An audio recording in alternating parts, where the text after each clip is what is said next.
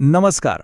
આજે આપણે એક એવા વિષય પર વાત કરવાના છીએ જે વિજ્ઞાન, કાયદો અને સત્ય આ ત્રણેયને જોડે છે. અને એ વિષય છે પોસ્ટમોર્ટમ. હા, હું જાણું છું કે આ શબ્દ સાંભળવામાં થોડો સંવેદનશીલ લાગે છે, પણ ન્યાય માટે અને હકીકત જાણવા માટે એ એટલું જ જરૂરી છે. તો ચાલો આજે આખી પ્રક્રિયા પાછળનું વિજ્ઞાન સમજીએ. તો સૌથી મોટો સવાલ એ છે કે આખરે પોસ્ટમોર્ટમની અસલિયત શું છે? શું એ માત્ર એક મેડિકલ પ્રોસિજર છે કે પછી એનાથી પણ કંઈક વધારે છે? ચાલો આપણે સાથે મળીને આ સવાલનો જવાબ શોધીએ. હવે જુઓ, પોસ્ટમોર્ટમ શબ્દ સાંભળતા જ મોટાભાગના લોકોના મનમાં એકદમ રહસ્ય અને ડર જેવું કંઈક આવે છે નહીં? અને આ બધું શ્રેય જાય છે આપણી ફિલ્મો અને ટીવી સિરિયલોને. પણ આજે આપણે પડદા પાછળની સાચી વૈજ્ઞાનિક અને કાનૂની પ્રક્રિયાને સમજવાની કોશિશ કરીશું. આપણે આખી વાતને 4 મુખ્ય ભાગમાં વહેંચીશું. પહેલું, એ શા માટે જરૂરી છે? બીજું, એનો નિર્ણય કોણ અને ક્યારે લે છે? ત્રીજું, પોસ્ટમોર્ટમ રૂમની અંદર ખરેખર શું હોય છે? અને છેલ્લે, તે ન્યાય માટે આટલું મહત્વનું કેમ છે? તો ચાલો સૌથી પહેલા મુદ્દાથી જ શરૂઆત કરીએ. આખરે પોસ્ટમોર્ટમની જરૂર જ કેમ પડે છે? એનો મુખ્ય હેતુ શું છે? એકદમ સાદા શબ્દોમાં કહીએ તો પોસ્ટમોર્ટમ એટલે મૃત્યુ પામેલા વ્યક્તિના શરીરની વૈજ્ઞાનિક રીતે તપાસ કરવી, બસ. અને આનો મુખ્ય હેતુ એક જ હોય છે, મૃત્યુનું સાચું કારણ શું હતું એ શોધવું. આને અંગ્રેજીમાં ઓટોપ્સી પણ કહેવામાં આવે છે. પોસ્ટમોર્ટમથી ઘણા બધા મહત્વના સવાલોના જવાબ મળે છે. ફોરેન્સિક ડોક્ટર ફક્ત મૃત્યુનું કારણ જ નથી શોધતા, પણ એ પણ જાણવાની કોશિશ કરે છે કે મૃત્યુ ક્યારે થયું, શરીર પર કોઈ ઈજાના નિશાન છે કે નહીં, શરીરમાં કોઈ ઝેર હતું કે કેમ, અને સૌથી અગત્યનું, આ ઘટના અકસ્માત હતી, આત્મહત્યા હતી કે પછી હત્યા? ચાલો હવે બીજા મુદ્દા પર આવીએ. આનો નિર્ણય લે છે કોણ અને ક્યારે? કારણ કે સમજવું જરૂરી છે કે દરેક મૃત્યુ પછી પોસ્ટમોર્ટમ નથી થતું. તો ચાલો જોઈએ કે આ નિર્ણય ક્યારે અને કોના દ્વારા લેવામાં આવે છે. કાયદા પ્રમાણે અમુક ખાસ સંજોગોમાં પોસ્ટમોર્ટમ કરાવવું ફરજિયાત છે. આવો એટલા માટે જેથી કોઈપણ પ્રકારની શંકા કે ગેરસમજને દૂર કરી શકાય. જેમ કે કોઈ અકસ્માતમાં મૃત્યુ થયું હોય, હત્યા કે શંકાસ્પદ મૃત્યુ હોય, આત્મહત્યાનો કેસ હોય, કોઈનું અચાનક અને અજાણા કારણોસર મૃત્યુ થયું હોય, અથવા તો કસ્ટડીમાં મૃત્યુ થયું હોય. આ બધા જ કેસમાં સાચી હકીકત બહાર લાવવા માટે આ પ્રક્રિયા એકદમ જરૂરી બની જાય છે.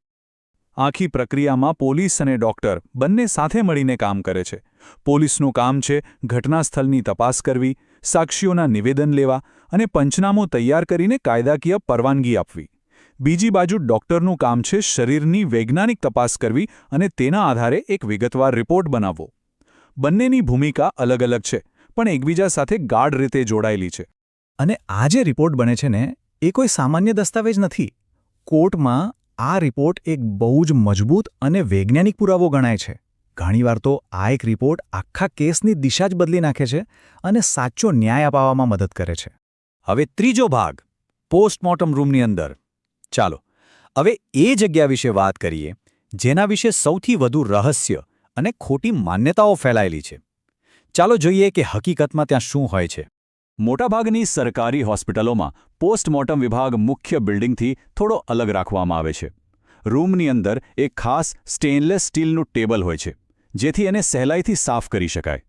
અને મૃતદેહને સાચવવા માટે મોર્ટ્યુરી ફ્રીઝર જેવી કોલ્ડ સ્ટોરેજની વ્યવસ્થા પણ હોય છે. બધું જ એકદમ વ્યવસ્થિત અને વૈજ્ઞાનિક રીતે ગોઠવાયેલું હોય છે. ડોક્ટરો સ્કેલ્પલ અને ફોર્સેપ જેવા ખાસ સર્જિકલ સાધનોનો જ ઉપયોગ કરે છે.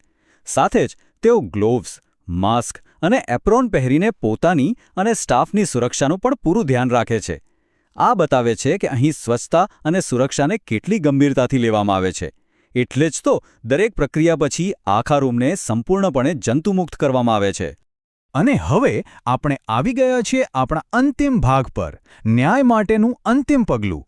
ચાલો હવે એ સમજીએ કે આ આખી પ્રક્રિયા આપણા સમાજ અને ન્યાયતંત્ર માટે આટલી બધી મહત્વની કેમ છે. જો પોસ્ટમોર્ટમનું મહત્વ ઘણું વ્યાપક છે. એ ક્રિમિનલ કેસમાં મજબૂત પુરાવા આપે છે. એ મૃત્યુનું સાચું કારણ જણાવીને કોઈ નિર્દોષને બચાવી શકે છે.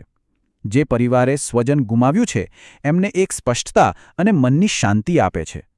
અને ક્યારેક ક્યારેક તો તેના તારણો ભવિષ્યમાં થતા અકસ્માતોને રોકવામાં પણ મદદરૂપ થાય છે. આપણા ભારતમાં અમદાવાદની સિવિલ હોસ્પિટલ અને દિલ્હીની એમ્સ જેવી મોટી સંસ્થાઓમાં ખૂબ જ આધુનિક ફોરેન્સિક વિભાગો આવેલા છે. આ કેન્દ્રો માત્ર પોસ્ટમોર્ટમ જ નથી કરતા, પણ ફોરેન્સિક સાયન્સમાં રિસર્ચ અને આવનારા ડોક્ટરોને તાલીમ આપવાનું પણ ખૂબ જ મહત્વનું કામ કરે છે. તો અંતે આપણે એટલું જ યાદ રાખવાનું છે કે પોસ્ટમોર્ટમ એ માત્ર શરીરની તપાસ નથી, એ તો સત્ય સુધી પહોંચવાનો એક વૈજ્ઞાનિક રસ્તો છે. એ મૃતકને ન્યાય અપાવવાનો અને સમાજને સુરક્ષિત રાખવાનો એક પ્રયાસ છે. તો હવે સવાલ એ છે કે શું હવેથી આપણે આ પ્રક્રિયાને ડરની નજરે નહીં પણ સન્માન અને વિજ્ઞાનની દ્રષ્ટિએ જોઈ શકીએ છીએ?